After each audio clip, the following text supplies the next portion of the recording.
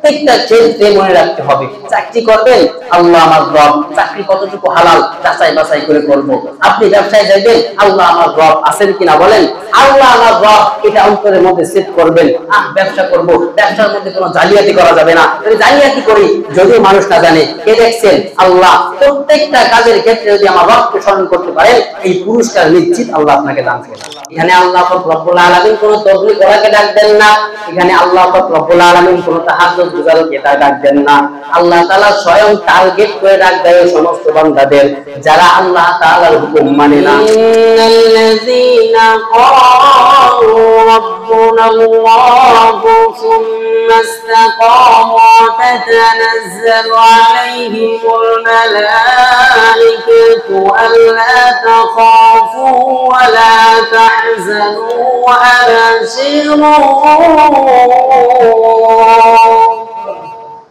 ألا تخافوا ولا تحزنوا وأبشروا بالجنة التي كنتم توعدون.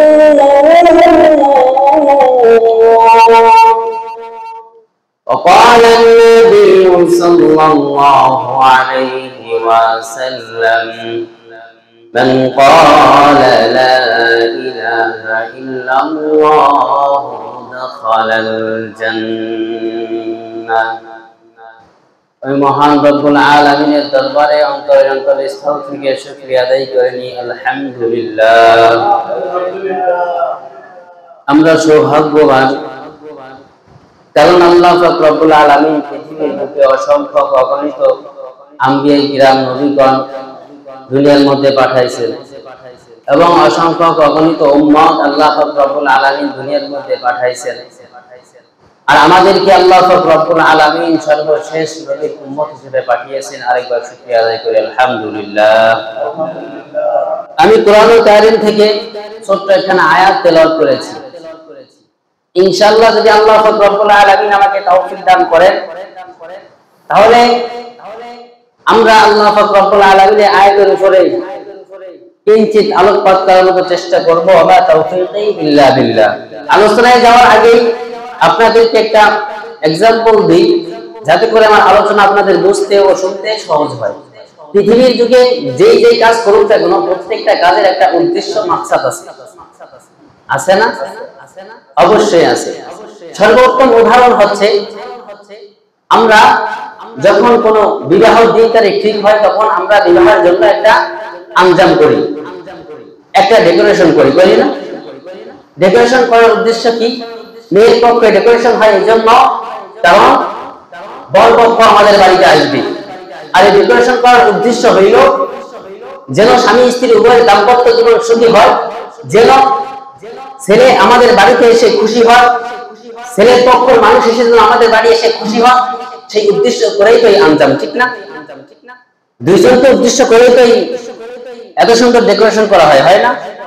এখন আপনাদের কাছে প্রশ্ন, যদি এত সুন্দর ডেকোরেশন আমরা 5 লাখ 10 লাখ টাকা খরচ করে করলাম, ইতিমধ্যে যদি খবর এলো যে মেয়েকে নিতে ছেলে পক্ষ এখন আর আসবে না বা সে আর এই মেয়েকে বিবাহ করবে না, তখন কি আমাদের এই ডেকোরেশন সব বৃথা যাবে না? যাবে না বৃথা? সব বৃথা চলে যাবে। শুধু তাই নয়, এমনও হতে পারে যে বাড়ির মধ্যে কান্নার রোল পড়ে যাবে, কারণ রক্তে ঘামে ফেলানো 5-10 লক্ষ টাকা এখানে ব্যয় করা হয়েছে। কি জন্য ব্যয় করা হয়েছিল? কি জন্য এত সুন্দর ডেকোরেশন ছিল? কারণ একটাই, যেন আমার মেয়ের ভবিষ্যৎ সুন্দর হয়, যেন উভয় দাম্পত্য জীবন সুখী হয়, ঠিক না? তো যদি ছেলে পক্ষ না আসে, তাহলে কি যে মুরব্বী এত সুন্দর আয়োজন করলো, তার আয়োজন তো বৃথা যাবেই। আর সেই মুরব্বীর ভিতরে তার ছেলের পক্ষ একটা ঘুম আসবে না? ভিতরে ব্যথা আসবে না? দুঃখ আসবে না? যদি এতটুকু বুঝে থাকেন, তাহলে ইনশাআল্লাহ আমি আশা করি আমার আলোচনা আপনারা বুঝবেন। তাহলে এখন আসুন, এতটুকু আপনারা মনে রাখেন। এখন আলোচনার মূল বিষয় হইতেছে, আমাদের আয়োজন হয় একটা উদ্দেশ্য রেখে। বিয়ের আয়োজন হয় ছেলে মেয়ে উভয় দাম্পত্য সুখের জন্য। আর আল্লাহ পাক রব্বুল আলামিন দুনিয়াতে মধ্যে পাঠিয়েছেন, উদ্দেশ্য আছে কি নাই? আল্লাহর ডেকোরেশন আছে কি নাই? আছে না? আল্লাহর ডেকোরেশন আছে নি? আল্লাহর ডেকোরেশন কি ডেকোরেশন? আল্লাহ পাক রব্বুল আলামিন আসমান জমিন কাদের জন্য বানাইছেন? কাদের জন্য বানাইছেন বলেন? বান্দার জন্য বানাইছেন। আল্লাহ পাক রব্বুল আলামিন আসমান জমিন পাহাড় পর্বত গাছপালা যাহা কিছু দেখেন সবকিছু কাদের জন্য বানাইছেন? একমাত্র আল্লাহ তাআলা বান্দার জন্য বানাইছেন। আল্লাহ পাক রব্বুল আলামিন আসমান জমিন বান্দার জন্য বানাইছেন। আসমান জমিনকে আল্লাহ পাক রব্বুল আলামিন সুন্দরভাবে ডেকোরেশন করেছেন। আল্লাহ পাক রব্বুল আলামিন আসমানকে ডেকোরেশন করছেন চন্দ্র সূর্যের মাধ্যমে। আল্লাহ পাক রব্বুল আলামিন জমিনকে ডেকোরেশন করেছেন আল্লাহ পাক রব্বুল আলামিন বিভিন্ন গাছপালার মাধ্যমে। আল্লাহ পাক রব্বুল আলামিন জমিনের মধ্যে এমন এমন গাছপালা আল্লাহ পাক রব্বুল আলামিন রোপণ করে দিয়েছেন বান্দার জন্য, বান্দার সুখের জন্য, শান্তির জন্য। আল্লাহ পাক রব্বুল আলামিন দুনিয়ার মধ্যে এমন এমন গাছ আল্লাহ তাআলা বান্দার জন্য দিবেন, প্রত্যেকটা গাছের মধ্যে ভিন্ন ভিন্ন ফল আছে কি নাই? আম গাছে আম ধরে কালার ভিন্ন, ঘ্রাণ ভিন্ন। কাঁঠাল গাছে কাঁঠাল ধরে ঘ্রাণ ভিন্ন, রং ভিন্ন। লিচু গাছে লিচু ধরে ঘ্রাণ ভিন্ন, রং ভিন্ন। এরকম ভাবে আপনি যেখানে যাবেন না কেন, কলা গাছে কলা ধরে রং ভিন্ন, স্বাদ ভিন্ন। একটা ফলের সাথে আরেকটা ফলের কোনো মিল নাই। আর আল্লাহ পাক রব্বুল আলামিন এত মিল অমিল রেখে আল্লাহ পাক রব্বুল আলামিন জমিনকে সুন্দরভাবে সাজিয়েছে, জমিনকে সুন্দরভাবে ডেকোরেশন করেছে একমাত্র বান্দার জন্য। বলেন ঠিক কিনা? আল্লাহ পাক রব্বুল আলামিন আসমান জমিন সুন্দর করে ডেকোরেশন করলেন, আসমানকে সাজাইলেন, জমিনকে সাজাইলেন। কি জন্য? কারণ আল্লাহ পাক রব্বুল আলামিন বান্দাকে দুনিয়ার মধ্যে পাঠাইবেন। দুনিয়ার মধ্যে আসার পর বান্দার প্রয়োজন হবে, তার কারণে আল্লাহ তাআলা বিভিন্ন মাধ্যমে বান্দার প্রয়োজনকে মিটিয়ে দিয়েছেন। আল্লাহ পাক রব্বুল আলামিন শুধু আসমান জমিন ডেকোরেশন করে ক্ষান্ত হন নাই। আল্লাহ পাক রব্বুল আলামিন সূরাতুন নাবার মধ্যে আল্লাহ পাক রব্বুল আলামিন বলেন, আলাম নাজালিল আরদা মিহাদা والجبال أوتادا وخلقناكم أزواجا وجعلنا نومكم سباتا وجعلنا الليل لباسا وجعلنا النهار معاشا وبنينا فوقكم سبعا شدادا বলেন আল্লাহু আকবার। আল্লাহ রব্বুল আলামিন বলেন, আলাম নাজালিল আরদা মিহাদা, বান্দারে আমি কি বানাইনি জমিনকে বিছানা স্বরূপ? আমি কি জমিনকে সমতল বানাইনি? বানাইছেন কিনা আল্লাহ? আল্লাহ জমিনকে সুন্দর করে সমতল বানাইছেন। আল্লাহ জমিনকে সমতল বানায় ক্ষান্ত হয়নি। আল্লাহ পাক রব্বুল আলামিন জমিনকে ঠিক রাখার জন্য পাহাড়কে প্যারাক স্বরূপ ব্যবহার করেছে। বান্দা দুনিয়ার মধ্যে তোকে পাঠাইব, যদি এই দুনিয়ার প্যারাক না মারি, দুনিয়া এদিকে ওদিকে বলতে থাকবে, তুই বান্দা ভয় পাবি, তোর কোনো দিক দিয়ে আমি কমতি রাখবো না। আল্লাহ পাক রব্বুল আলামিন জমিনকে ঠিক রাখার জন্য পাহাড়কে প্যারাক স্বরূপ ব্যবহার করেছেন। শুধু তাই নয়, আল্লাহ পাক রব্বুল আলামিন দুনিয়া সুখ শান্তির জন্য জোড়ায় জোড়ায় আমাদেরকে সৃষ্টি করেছেন। দাম্পত্য জীবন আল্লাহ পাক রব্বুল আলামিন আমাদেরকে দান করছেন। শুধু তাই নয়, আল্লাহ এত সুন্দর করে ডেকোরেশন করছে এই দুনিয়াকে। আল্লাহ পাক রব্বুল আলামিন ঘুমকে আমাদের জন্য আরামদায়ক করে দিয়েছেন। ঘুমাইলে আরাম লাগে না? ঘুমকে আল্লাহ পাক রব্বুল আলামিন আরামদায়ক করে দিয়েছেন। আল্লাহ পাক রব্বুল আলামিন রাতকে আবরণ স্বরূপ বানায় দিয়েছেন। আল্লাহ পাক রব্বুল আলামিন দিনকে জীবিকা অন্বেষণ করার মাধ্যম বানায় দিয়েছেন। আল্লাহ পাক রব্বুল আলামিন সাতটা আসমানকে আমাদের উপরে শক্ত করে স্থাপন করেছেন। আল্লাহ পাক রব্বুল আলামিন এত সুন্দর করে আল্লাহ পাক রব্বুল আলামিন ডেকোরেশন করেছেন। কোন উদ্দেশ্য আছে কি নাই বলেন? উদ্দেশ্য কি?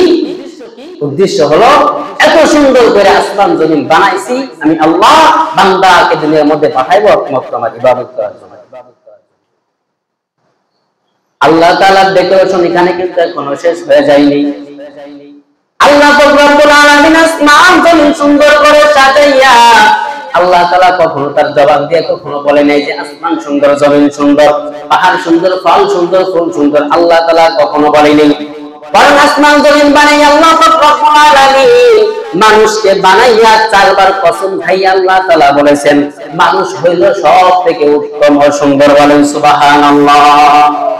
আল্লাহ পাক রব্বুল আলামিন সূরা তিনের মধ্যে বলেন, والتين والزيتون وطور سينين وهذا البلد الأمين لقد خلقنا الإنسان في أحسن تقويم বলেন আল্লাহু আকবার আল্লাহ রাব্বুল আলামিন বলেন তিন ওয়াজাইতুন আমি আল্লাহ রাব্বুল আলামিন তিন ফল জাইতুন ফলের কসম খাই অতুলি সিনিনা সিনাই পর্বতের কসম ওয়াহাজাল বালাদিল আমিন পবিত্র মক্কা নগরের কসম আমি আল্লাহ রাব্বুল আলামিন বান্দাকে উত্তম অবয়ব দিয়ে সৃষ্টি করেছি বলেন সুবহানাল্লাহ আসমান জমিন বানাইয়া আল্লাহ বলেননি সুন্দর এত সুন্দর পাহাড় পর্বত বানাই আল্লাহ বলেননি সুন্দর আল্লাহ সুন্দর বলেছে মানুষকে বানাইয়া তো এখন বিষয় হচ্ছে যে আল্লাহ তাআলা আসমান জমিনকে সুন্দর করে সাজাইছে ডেকোরেশন করেছে আল্লাহ তাআলা জমিনের মধ্যে বিভিন্ন গাছপালা দিয়ে সুন্দর করে সাজাইছেন না আল্লাহ তাআলা আসমান জমিনকে সুন্দর করে সাজাইয়া আল্লাহ তাআলা ঘোষণা দেন মানুষকে আমি তোমাকে সবথেকে উত্তম রূপে সৃষ্টি করেছি তোমার যে স্থানে কান দেওয়া দরকার ছিল আমি আল্লাহ সেই স্থানে তোমাকে কান দিয়েছি যে স্থানে নাক দেওয়া দরকার ছিল আমি আল্লাহ ওই স্থানে নাক দিয়েছি আমি আল্লাহ তোমাকে মাথা দিয়েছি মাথা দেওয়াই ক্ষান্ত হয়নি আমি আল্লাহ মাথার মধ্যে মগজ দিয়েছি তোমাকে বুঝ শক্তি দান করেছি আমি আল্লাহ তোমাকে হাত পা দান করেছি হাত পা কেমন দান করেছি উত্তম ভাবে বানিয়েছি কারণ অনুত্তম করে বানাইলে তোমার হাত থাকবে পা থাকবে কিন্তু কোনো কাজে আসবে না গরু ছাগলের হাত পা আছে কিনা কিন্তু ওই হাত পা দিয়ে কোনো কাজে লাগে গরুর মাথা আছে কিনা ওই মাথা দিয়ে কি কোনো কাজে লাগে গরু এখন এক জমিনের মধ্যে ঘাস খাইবে ধান খাইবে ওই গরুকে আপনি এখন মারবেন ছেড়ে দিবেন ঘুরে ওই গরু আবার সে জায়গা মতো চলে আসবে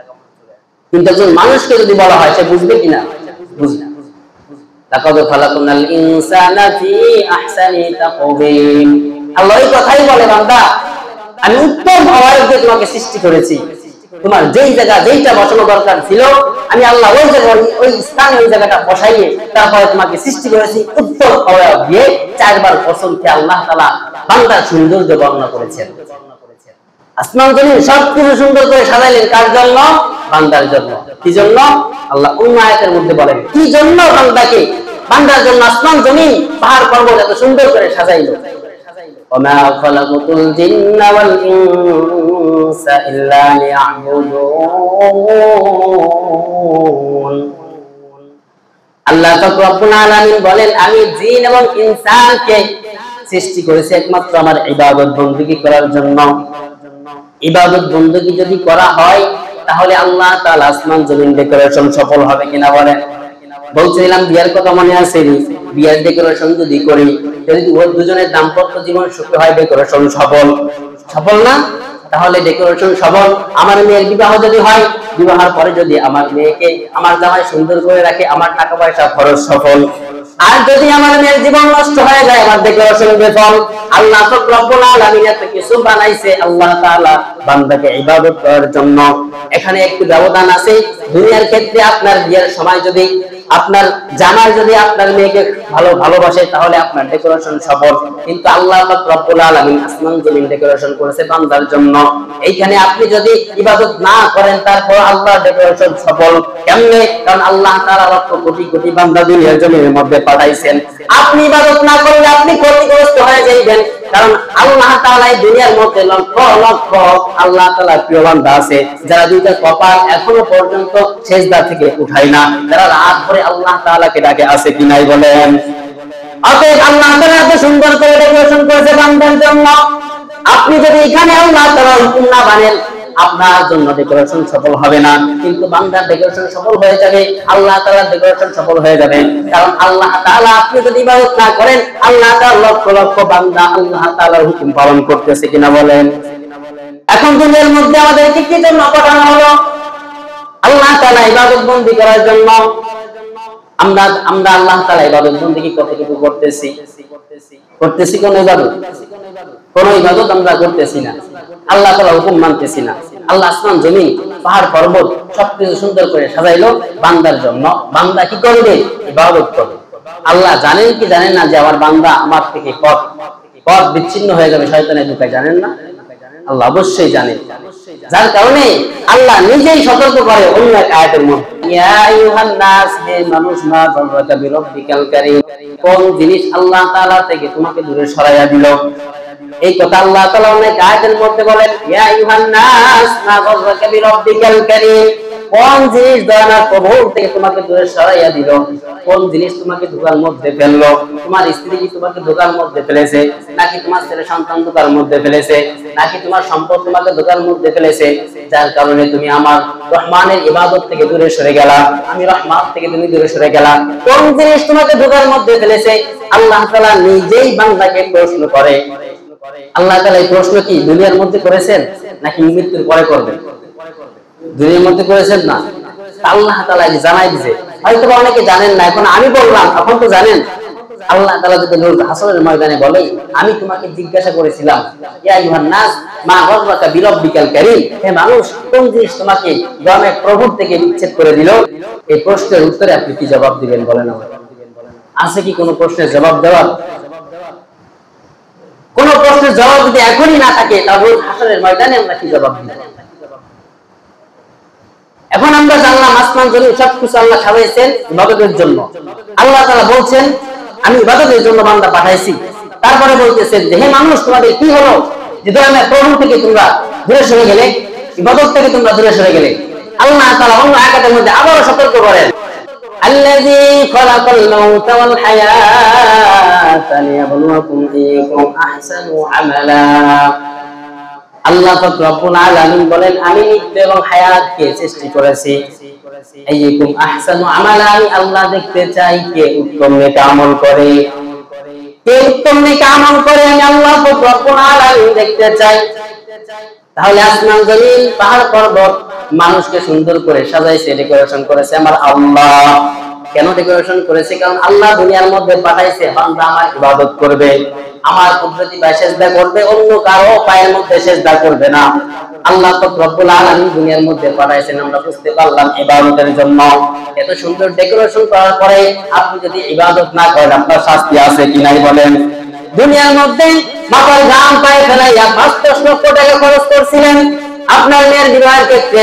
বিবাহের ক্ষেত্রে যদি আপনার মেয়ের জীবন যদি সুন্দর না হয়ে যায়, এমন মানুষ আছে স্ট্রোক করে মারা যায় কিনা বলেন? ৫-১০ লক্ষ টাকার জন্য আপনি স্ট্রোক করলেন, হয়তো কয়েক দিনের পরিশ্রমের টাকা আপনার ছিল, কিন্তু আল্লাহ তাআলা আসমান জমিন বানাইয়া এত কষ্ট পরিশ্রম করিয়া আল্লাহ পাক রব্বুল আলামিন আপনাকে বলল, আপনি আল্লাহ তাআলা ইবাদত বندگی করবেন। এখন যদি আপনি আল্লাহ তাআলা ইবাদত বندگی না করেন, আপনার কি এখানে কষ্ট অনুশোচনা হওয়ার দরকার ছিল কিনা বলে? কোথায় গেল কষ্ট, কোথায় অনুশোচনা? কারণ বুঝে গেল এখনো পর্যন্ত আমাদের দিলের মধ্যে ঈমানই প্রবেশ করেনি। যদি ঈমান প্রবেশ করতো, তাহলে আমরা কখনো রবের ইবাদত থেকে দূরে সরে যাইতাম না, আল্লাহ তাআলার ইবাদত থেকে আমরা বিচ্ছিন্ন হয়ে যাইতাম না। এখান থেকে প্রমাণিত হয় আমাদের দিলের মধ্যে ঈমান নাই। এখন আপনাদের কাছে প্রশ্ন, বলবেন বুঝি না, বুঝবেন তো বুঝবেন কবে? দুনিয়ার মধ্যে সুন্দর একটা ঘর বানাইয়া, ঘর বানানোর পরে ওইভাবে রেখে দিলে সৌন্দর্য হয় না, আপনি ঠিকই বুঝছেন।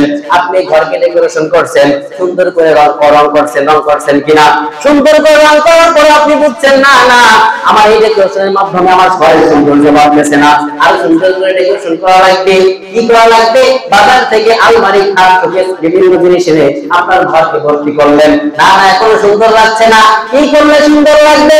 আপনার ঘরের মধ্যে ফুলের তোড়া দিয়ে সুন্দর করে সাজাইলেন, এখনো বুঝলেন না, এখনো সুন্দর হচ্ছে না আমার ঘর। আপনি পুরো ঘরটাকে বাউন্ডারি করলেন, তারপরে মনে করলেন না না, এখনো পর্যন্ত আমার ঘরকে সুন্দর করে ডেকোরেশন করা হয়নি, এখনো পর্যন্ত আমার ঘর সুন্দর হয়নি। আপনি ওই বাউন্ডারিকে সুন্দর করে রং করলেন, রং করার পর না না, এখনো পর্যন্ত আমার ঘর সুন্দর হয়নি।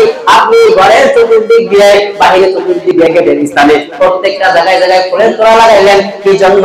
একমাত্র ডেকোরেশন করলেন সৌন্দর্যের জন্য। আপনি আপনার ঘরের সৌন্দর্য বুঝলেন, কিন্তু আপনার দিলের মধ্যে যে ঈমান আছে, ঈমানের সৌন্দর্য পর্যন্ত বুঝলেন না।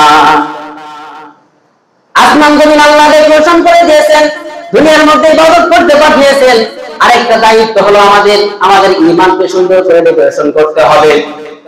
ঈমানকে যদি সুন্দর করে ডেকোরেশন করতে পারি, তবে আমরা সফল ও সুন্দর হয়ে যাব।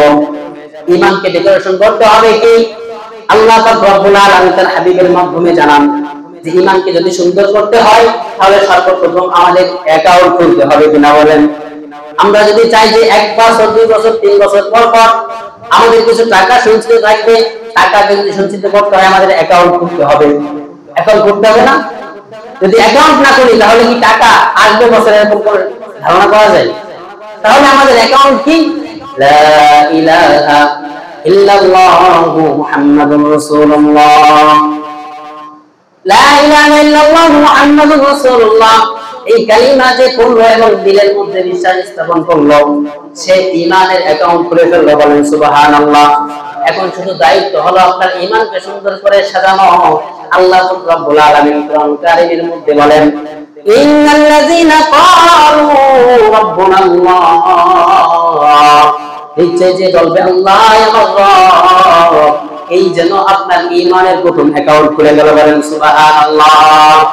ইন্নাল্লাযীনা ক্বালু রাব্বুনাল্লাহ, যে বলবে আল্লাহ আমার রব, সুম্মা ইসতাকামু, অথবা অবিচল থাকবে, অর্থাৎ ঈমানকে সুন্দর করবে, ঈমানকে সুন্দর করে ডেকোরেশন করবে। আল্লাহ রাব্বুল আলামিন বলেন, সুম্মা ইসতাকামু তাতানাজ্জালু আলাইহিমুল মালায়েকা, আল্লাহ রাব্বুল আলামিন তার উপরে মালায়েকা ফেরেশতা অবতরণ করবে। বলেন সুবহানাল্লাহ। এখন কথা হচ্ছে আল্লাহ রাব্বুল আলামিন ঈমান আনার পর ঈমানকে ডেকোরেশন কিভাবে করব, ঈমানে কিভাবে আমরা সুন্দর করব। ইন্নাল্লাযীনা ক্বালু রাব্বুনাল্লাহ সুম্মা ইসতাকামু, আল্লাহর নামটা যদি দিলের মধ্যে করতে ক্ষেত্রে, তাহলে আমাদের ঈমান আস্তে আস্তে সুন্দর হবে, সুন্দর করে ডেকোরেশন হবে। আর যত বেশি ঈমানকে সুন্দর করব, ঈমান তত মজবুত হবে। আর ঈমান যত মজবুত হবে, ততই ঈমান আল্লাহ তাআলার কাছে গ্রহণযোগ্য হবে। আর এই গ্রহণযোগ্য যখন হয়ে যাবে, আল্লাহ রাব্বুল আলামিন বিনিময়ে আমাদের জান্নাত দান করবে। বলেন সুবহানাল্লাহ। এখন ইন্নাল্লাযীনা ক্বালু রাব্বুনাল্লাহ, আমরা আল্লাহকে বিশ্বাস করি কিনা বলেন? সুম্মা ইসতাকামু, অথবা যে ব্যক্তি অন্তরের মধ্যে এটা সেট করবে, তাতানাজ্জালু আলাইহিমুল মালায়েকা, আল্লাহ তাআলা তার উপর ফেরেশতা অবতরণ করবে। এখন আল্লাহ যে আমাদের রব, এইটা সকলে বিশ্বাস করি, কিন্তু এই জিনিসটা বিশ্বাস করলে চলবে না, অন্তরের মধ্যে সেট করতে হবে। সুম্মা ইসতাকামু, প্রত্যেকটা ক্ষেত্রে আপনার অবিচল অটল থাকতে হবে। সেইটা কিভাবে থাকবেন এইটাই এখন বোঝায়। হযরত ওমর রাদিয়াল্লাহু তাআলা আনহু, নাম শুনছেন নাকি? খলিফাতুল মুসলিমিন হযরত ওমর রাদিয়াল্লাহু তাআলা আনহু, তিনি প্রতি রাত্রে বেলা এলাকার মধ্যে এরকম ভাবে ঘুরে ঘুরে দেখতেন কে অসহায় আছে।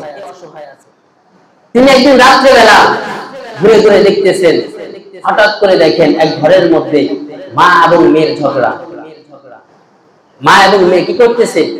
ঝগড়া করতেছে। আমাদের ঝগড়া কি? তুমি আমাকে এই জিনিসটা দিলে না কেন? তুমি তোমার মাকে ওই জিনিস দিলে, আমাকে কেন দিলে না? তোমার মাকে দামি একটা 3 পিস দিলে, আমাকে কেন কম দামে দিলে? তোমাকে বলছিলাম এই জিনিস আনার জন্য, তুমি আনলে না কেন? এরকম ঝগড়া হয় না? স্বামীর সাথে ঝগড়া হয়, মার সাথে ঝগড়া হয়, কিন্তু তাদের ঝগড়া একটু ব্যতিক্রম। তারা দুইজন ঝগড়া করতেছে, মা বলতেছে বোন, মা বলতেছে মেয়ে, আমরা অনেক গরিব অসহায়, যতটুকু দুধ হয়েছে এই দুধ যদি বাজারের মধ্যে বিক্রি করি, আমাদের বাজার সমান পরিমাণ হবে না, আমাদের বাজার হবে না। মা বলতেছে মেয়ে, এই দুধের মধ্যে যদি আমরা পানি মিশাই, দুধ একটু বেশি হবে, আর যদি বেশি হয়ে যায় বাজারে গিয়ে একটু বেশি করতে পারবো, আর এর বিনিময়ে আমরা সুন্দরভাবে বাজার করে খেতে পারবো। এই কথা যখন মা বলল, মেয়ে বলতেছে মা না, এই কাজ করা যাবে না। বলে কেন? কারণ এই কাজ করতে খলিফাতুল মুসলিমিন হযরত ওমর রাদিয়াল্লাহু তাআলা আনহু নিষেধ করেছেন। বলে খলিফা কি এখানে আসেনি? মা বলে খলিফা এখানে আসেনি। মেয়ে বলে মা, যদি খলিফা না থাকে আমার আল্লাহ কিন্তু সবকিছু দেখছে। এই কথা যখন খলিফাতুল মুসলিমিন বাইরে থেকে শুনলো যে এমন একটা ঘরের মধ্যে আওয়াজ হয়, এই ঘরের মধ্যে কোনো পুরুষ নাই, বিবাহিত মহিলা তার মেয়ের সাথে এই কথার মধ্যে তর্কের মধ্যে লিপ্ত হয়ে গেছে। মা বলে মেয়ে, এই দুধের মধ্যে একটু পানি মিশিয়ে দিই, যদি বেশি করে বিক্রি করতে পারি আমরা সুন্দরভাবে চলতে পারবো। মেয়ে বলে না মা, এই দুধের মধ্যে পানি মিশানো যাবে না, কারণ খলিফাতুল মুসলিমিন নিষেধ করেছেন, আল্লাহ তাআলা নিষেধ করতেছেন। মা বলে তাহলে তো খলিফাতুল মুসলিমিন এখানে নাই। মেয়ে বলে মা, খলিফাতুল মুসলিমিন নাই, কিন্তু আমার আল্লাহ তাআলা কিন্তু দেখতেছেন। এই কথা যখন খলিফাতুল মুসলিমিন শুনলেন, বাড়ি থেকে ছেলেকে বললেন তোমার জন্য একজন এতিম মেয়ে দেখছি, তুমি বিবাহ করবানি। তার ছেলে রাজি হয়ে গেল। খলিফাতুল মুসলিমিন একজন এতিম মেয়েকে কেন বিবাহ করলেন তার ছেলেকে দিয়ে? কারণ সে বিশ্বাস করেছে যে এই মেয়ের মধ্যে সততা আছে, আর যে মেয়ের মধ্যে সততা আছে সেই মেয়েকে বিবাহ করলেই আগামী ভবিষ্যৎ সুন্দর হবে। বলেন ঠিক কিনা? কিন্তু আমরা যদি মেয়ে দেখতে যাই, মেয়ে কতদূর পাস করেছে, মেয়ের ধন সম্পদ, বাবার ধন সম্পদ কতটুকু আছে, সে কি এই যুগের মডার্ন ভাবে চলতে পারে কিনা, এরকম খুঁজি না। আজও পর্যন্ত বুকে হাত দিয়ে বলতে পারবেন যে বিবাহ দেওয়ার সময় ছেলে অথবা নিজে বিবাহ করার সময় আমি খুঁজছিলাম যে এই মেয়ে পাঁচ ওয়াক্ত নামাজ পড়ে কিনা, এই মেয়ের মধ্যে দিন দায়িত্ব আছে কিনা, এই মেয়ের মধ্যে সততা আছে কিনা, এটা কি কখনো পরীক্ষা করছেন? পরীক্ষা করেননি বিধায়ী আর সংসারের মধ্যে অশান্তি, পরীক্ষা করেননি বিধায়ী যার কারণে বিদেশে গেলে বাড়ি ফিরে আসে আর বউ খুঁজে পাওয়া যায়। আপনার সর্বপ্রথম টার্গেট ছিল যে আমার ঘরের বউকে কিভাবে সুন্দর করা যায়, আমার ছেলেকে আমি বিবাহ দিব, আমার ছেলের বউটা কিভাবে সৎ হয়, সততা হয়, কিভাবে দিন দায়িত্ব হয়, এইটা খুঁজে যদি বের করতেন তাহলে আজ আপনার ঘরের মধ্যে অশান্তি আসতো না, কখনই আসতো না, যদি আপনি সততা ও সৎ মানুষকে বিবাহ করে ঘরের মধ্যে আনতেন। খলিফা কি চিন্তা করছেন? খলিফাতুল মুসলিমিন তার ছেলেকে বিবাহ দিয়েছে একজন হতভাগা এতিম মেয়ের সাথে। আমাদের এই যুগে কেউ করতে চাবি? আরে কে প্রধানমন্ত্রী, সাধারণ একজন নেতাও তো করতে চাইবে না গরিবদের সাথে, চাইবে না? চাইবে না কেন? কারণ যদিও সৎ হয় তার টাকা নাই, তার কোনো বংশীয় পরিচয় নাই, যার কারণে করবে না। অথচ শান্তি তো ছিল সততার মধ্যে, তার মধ্যে শান্তি সততা আমাদের মধ্যে নাই, বিধায় শান্তি আমাদের থেকে বিতাড়িত হয়েছে। এখন বুঝেন, আল্লাহ তাআলা বলেন ইন্নাল্লাযীনা ক্বালু রাব্বুনাল্লাহ সুম্মা ইসতাকামু, এই যে সুম্মা ইসতাকামু, আল্লাহ তাআলাকে রব বলে যদি স্বীকার করা হয়, সুম্মা ইসতাকামু, অথবা যদি অন্তরের মধ্যে এটা অবিচল থাকে, অন্তরের মধ্যে অবিচল থাকা মানে এইটাই, যখন মা বলছে দুধের মধ্যে ভেজাল দাও, মেয়ে বলে না সুম্মা ইসতাকামু, আছে আমার আল্লাহ, বলেন ঠিক কিনা? এটাই বলে অবিচল অটল থাকা। যখন আপনি নামাজ পড়বেন, নামাজের মধ্যে দিলের মধ্যে থাকবে আমার আল্লাহ, যখন আপনি রোজা রাখবেন, রোজার মধ্যে মনে থাকবে কে আছে? একমাত্র আল্লাহ। যখন আপনি আল্লাহ তাআলা এই নামকে মনে রেখে অন্তরের মধ্যে সেভ করে প্রত্যেকটা কাজ করবেন, এই প্রত্যেকটা কাজের সৌন্দর্য ইমানকে ডেকোরেশন করার সমান হয়ে যাবে। সুবহানাল্লাহ। ইন্নাল্লাযীনা ক্বালু রাব্বুনাল্লাহ, ব্যক্তি বলবে যে আল্লাহ আমার রব, সুম্মা ইসতাকামু, অথবা এই জিনিসটা দেহের মধ্যে সেট করবে। কিভাবে সেট করবে? আপনি যখন বাজারে যাইবেন, বাজারে যাওয়ার সময় যখন আপনি ব্যবসা করবেন, ব্যবসা করার সময় যখন একজন মানুষকে, কাস্টমারকে আপনি মাল মেপে দিবেন, চাইলে আপনি কৌশলে পারবেন 10 গ্রাম কম দিতে, আপনি 10 গ্রাম কম দিবেন না, কারণ কাস্টমার দেখতেছে না, দেখতেছে কে? আমার আল্লাহ দেখতেছে।